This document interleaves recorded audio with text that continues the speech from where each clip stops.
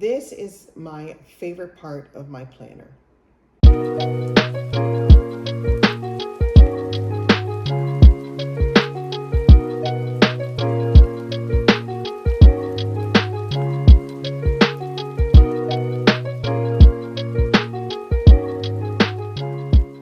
Thank you for joining my channel, Joe Grows. I'm really excited to have you here. On this channel, we discuss gardening tips and planning. I actually wanted to start this video off by going over a planner I just created. Since it is January and time is ticking, I wanted to start mapping out my own garden. While I'm waiting for my planner to arrive, I just printed it out to get started. I don't have a problem rewriting things, but I just wanted to get started while I had the extra time because I am very busy. On the first page of the planner, you're going to see, I don't know if you can see that, you're going to see the how to use, okay? So the first step you're going to do is you're going to find your hardiness zone, and you're going to go on a website called plantmaps.com. It's going to give you your hardiness zone, your first frost date, and your average last frost date, and these are just averages. Okay, my zone is zone 10A. I used to be 9B, but they just recently changed my zone over to 10A. 9B, 10A, 10B can probably still use, my planner. After the first step, the second step is you're going to find your season in the garden planner. And the heading will look something like this, okay? So it's gonna show you every season, and it's gonna start the list of crops you can grow. After you found your season in the planner, you're gonna go through the list of what you would like to grow. And just to make sure. All right, so you're going to see a page like this here. It's gonna say what I wanna grow.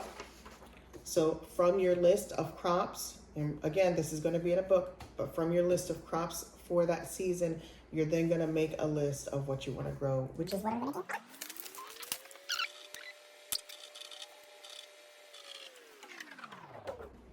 And so on and so on. It's very simple. So once you make your list, I didn't do a complete list because I like to grow everything and then try to find room for it somewhere else later.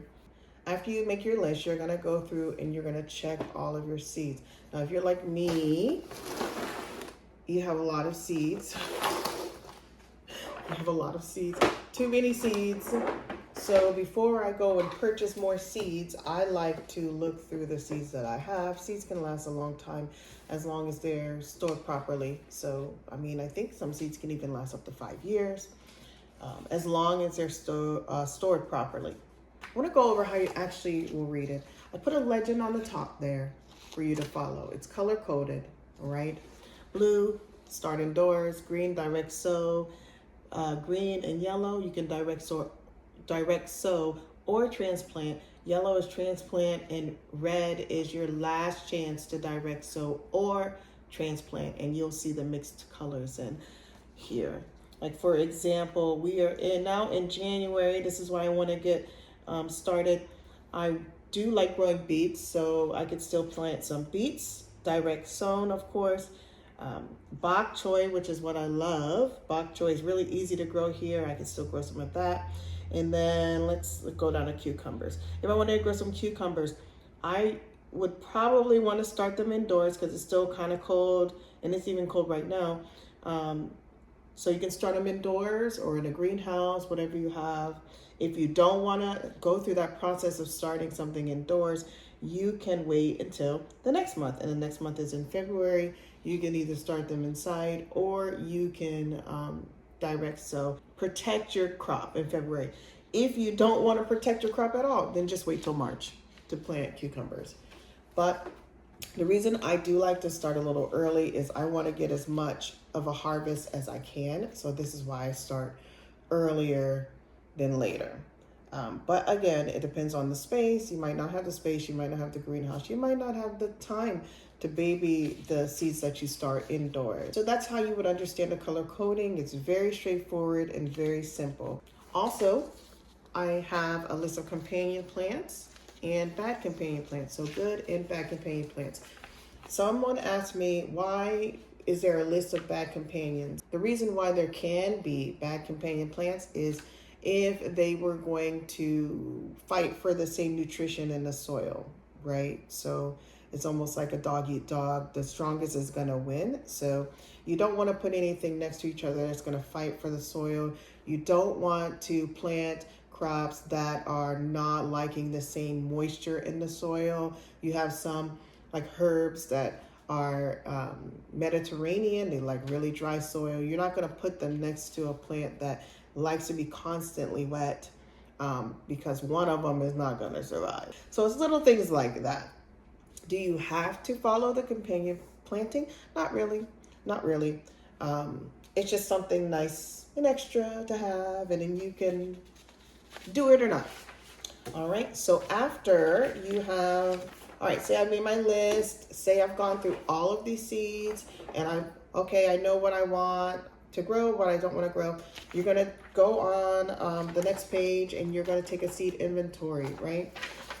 So on the seed inventory page, it has seed variety, what was a year it was packaged. If you don't know, don't worry about it.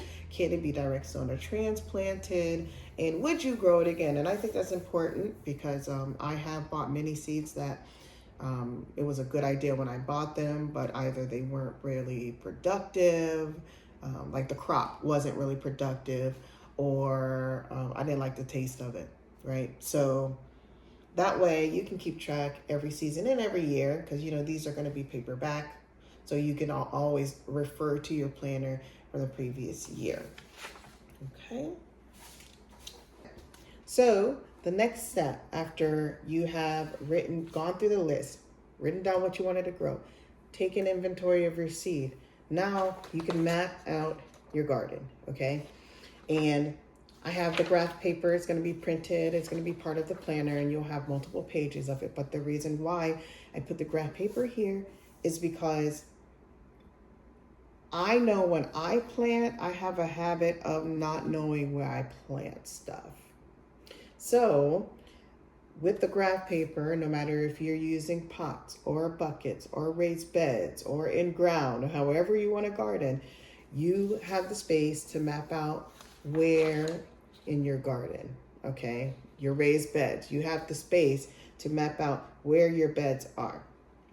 This example is just a square foot gardening method. It's a 4x4, right? So it's a square garden method, and I'll go into details about that in a minute. But the main thing I want you to understand is that you don't have to say, oh yeah, this 4 little squares is 1 square foot. You don't have to. You don't have to do square foot gardening. You literally could just use the graph paper just to map out your garden, and then you space how you want to space. If you want to do the spacing of your crops according to what the seed packets explain, then do it that way, right? This is not you have to do it this way. It's just an idea to give you square foot gardening is a way to grow a lot of food in a small amount of space.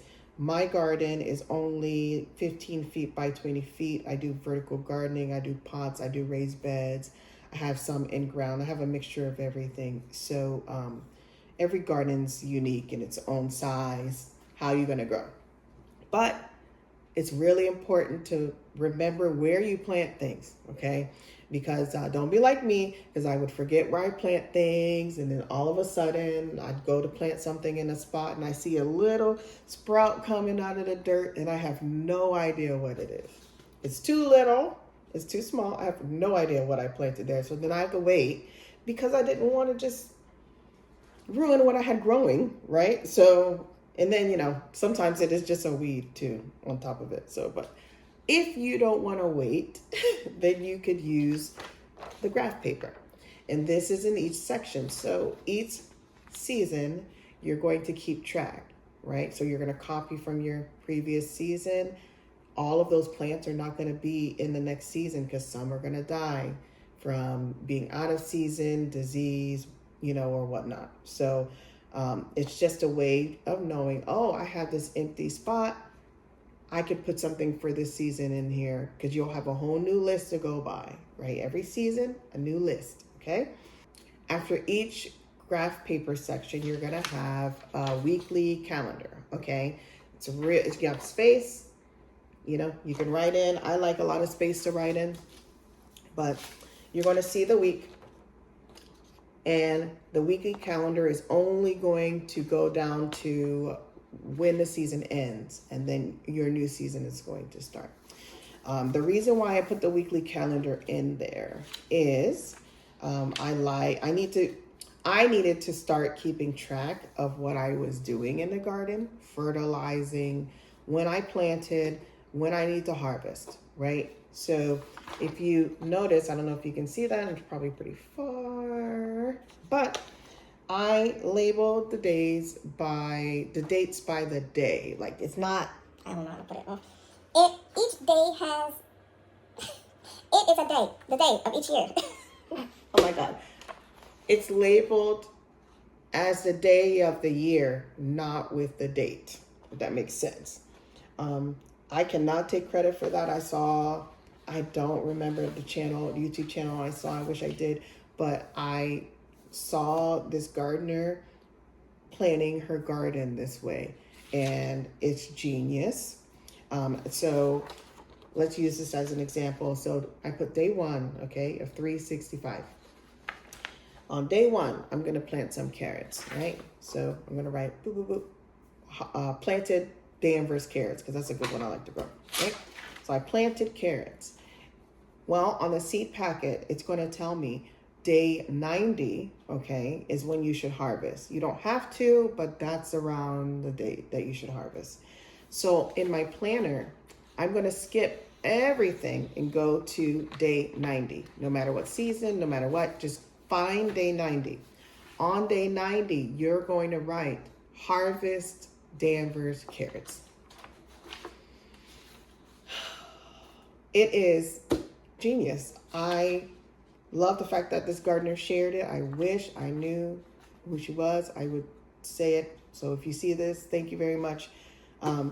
But that was my problem. I would plant and then I would forget to harvest, or I would harvest too early, or harvest too late, right? Too early, too late.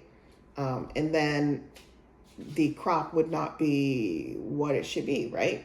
This is my favorite part of my planner. It really has helped me taking the guesswork out of when to plant, when I planted, when I harvest. You know, I've already said all of that. But again, this is how much I love this portion of it. Yes, I have tried to do it with regular calendars, electronic planting calendars, all that. But this is what I prefer. And it's not for everybody. So if it's not for you, that's okay. But I know it is helping me, and I hope that it will help you grow the best garden that you've ever grown. Again, this is for zone 10A. 9B and 10B could get away with using this planner as well. This is something that I wanted to do for the new year. I wanted to start fresh because, you know, spring is like starting over. I wanted to start fresh. I wanted to be more organized in the garden, and I wanted to do it in a way that it wasn't overwhelming for me. So this is why I took the time to actually create this planner, so that all the legwork is done, and all we have to do now is just plug everything in. That's all you have to do. So I'm hoping that this planner helps you as much as it is helping me right now. And if you end up buying the planner, if you could comment, let me know if there should be any kind of improvements, recommendations. I do plan on adding things to the planner next year that are not currently in a planner, like tips, advice, you know, things like that. So hopefully you'll join me this year and grow your best garden ever. I would absolutely love it. And send me photos, post, share, like, subscribe, all that good jazz. And I'll see you next time.